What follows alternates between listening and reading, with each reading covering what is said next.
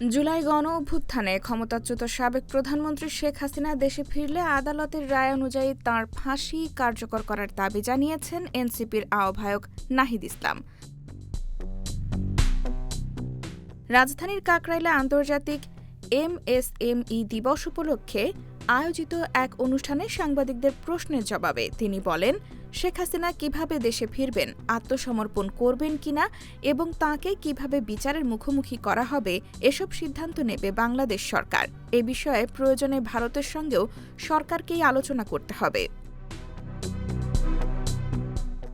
নাহিদ ইসলাম আরও বলেন, শেখ হাসিনা ব্যক্তিগত সিদ্ধান্তে দেশে ফিরতে পারবেন না। দিল্লির অনুমতির সীমার মধ্যেই তিনি কথা বলেন বলে মন্তব্য করেন তিনি।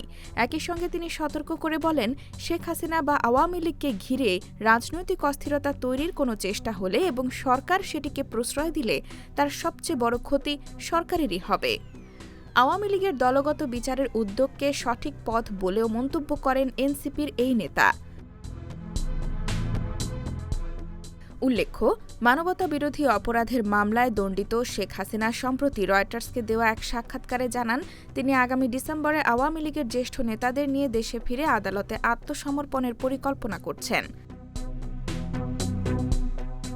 তবে এসব বক্তব্য রাজনৈতিক দাবি ও পাল্টা দাবির অংশ।